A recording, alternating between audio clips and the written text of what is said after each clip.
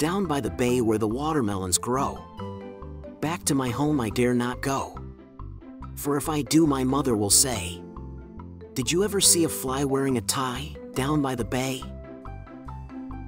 I love this song. It was made famous by Rafi Kavukian, appearing on his 1976 album, Singable Songs for the Very Young.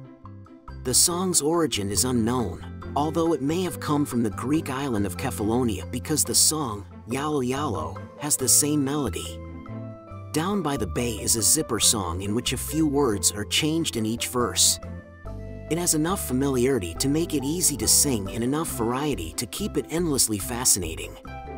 Some of the more familiar verses are these. Did you ever see a moose kissing a goose? Did you ever see a whale with a polka dot tail? Did you ever see a bear combing his hair? Did you ever see a llama wearing pajamas? Did you ever see? In this song, vision is limited only by imagination. We are invited to be playful and imagine things we have never seen. Of course, in this song, the one who is the most playful is the mother who keeps asking these outrageous questions. When she was young, my older daughter and I often sang this song while driving in the car. The only thing we enjoyed more was making songs up and singing them. We took turns. Before you could make up your song, you had to sing back the song that the other person had just sung. It should not be surprising that my thoughts turn to watermelon and other symbols of this season every summer.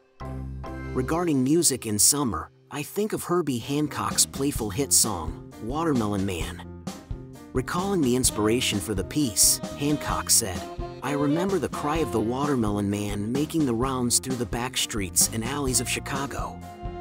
The wheels of his wagon beat out the rhythm on the cobblestones. When I was growing up, there was no watermelon man. Instead, the watermelons were available at a large fruit and vegetable stand across the street from my elementary school. And somehow, summer wasn't summer without watermelon. Where do the watermelons grow? Watermelon is a quintessentially American food as popular as apple pie, and it is also popular in Canada and just about every country in the world. Watermelon likely originated in southern Africa. It was cultivated in the Nile Valley as early as the 2nd millennium BCE. We know this because seeds and paintings of watermelons were discovered in Egyptian tombs, including King Tut's.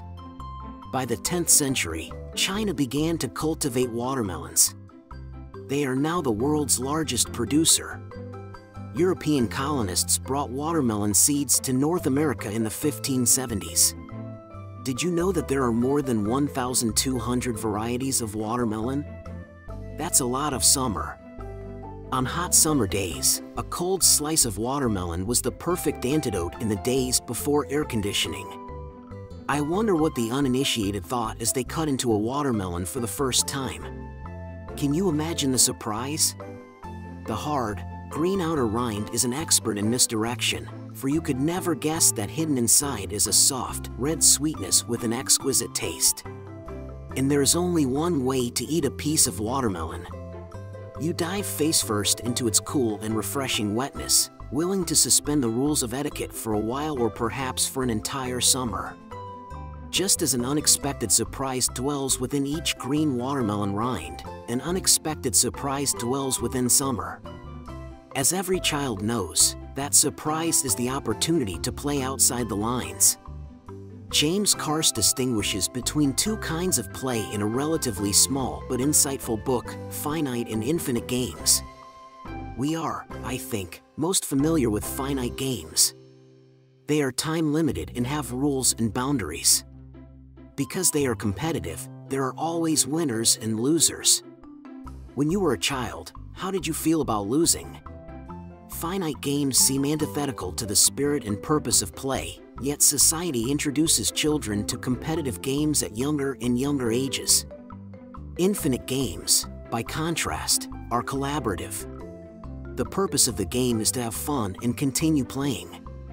The rules of an infinite game are changed in real time to prevent anyone from winning or losing and to bring as many people as possible into the game.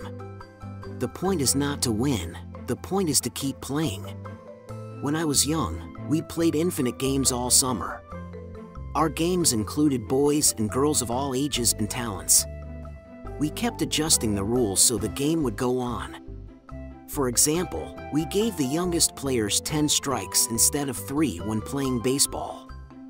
If one side began pulling ahead, we gave the other side 6 outs per inning instead of 3. We used this imaginative, egalitarian approach with every game we played. Often the only thing that brought games to an end in the summer was darkness. Consider this story in the career of would-be high school basketball coach Ron Jones. His first coaching job was at the San Francisco Center for the Specially Handicapped. It is a story of how a finite game was transformed into an infinite game. Anxious to use this as a stepping stone to coaching at the high school level, Jones was determined to coach his team to a string of stunning victories. He knew he had the personal talent, drive, and creativity required to be successful. He waited for his team to come to the gym on his first day at the center. Only 4 players showed up, and one was in a wheelchair. Lacking a 5th player, he was unsure how to proceed until a 6-foot-tall black girl ran out of the men's bathroom. She demanded to be on the team. Now with 5 players, the coach began the practice he had so carefully planned the night before. He threw out all his plans for the first practice after spending 45 minutes getting all 5 players lined up on one side of the court and facing in the same direction. As he threw away more and more pages from his playbook, the basketball team began to grow. They had practices and cheerleaders and hot dogs, even if they might have 7 or 8 people playing at one time instead of 5. Sometimes he would stop a game right in the middle to play music and invite everyone in the stands onto the floor to dance. In the end, they became the only basketball team in the game's history to win by more than a gazillion points when one of the team members, working as scorekeeper, found tremendous joy in continuously pushing the button for the scoreboard regardless of who was scoring, or when, or even if. This wonderful example of infinite play reminds us of the potential playfulness within life and how we can connect and be renewed. Life itself should be lived as an infinite game. Summer is a playground that invites us to take time from the busyness and stress of our lives to relax. Play for children is a kind of spiritual practice and should be for us. Unitarian Universalist minister Jim Eller calls play an experience of transcendence in which we lose ourselves and enter a kind of time out of time. He concludes, in play we escape the pain, the sorrow, the conflict of everyday life, and play becomes the center of our life. It can be a place of pure joy, which seems to reach beyond time for a moment or two. When I think of my childhood summers, I know that they were blessed. It was not the length of the summer, but its depth that made it so.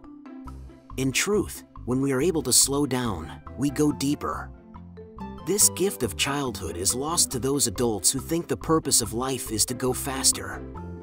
As Antoine de Saint-Exupéry asks, what are you worth when motionless?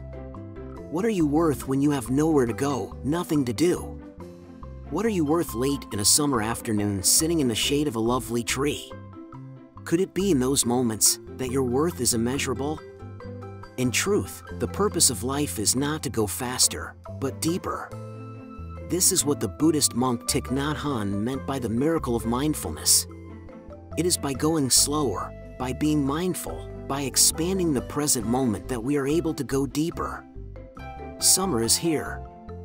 It's time to take seriously the admonition to play, and, if we are fortunate, we will continue playing long after summer ends.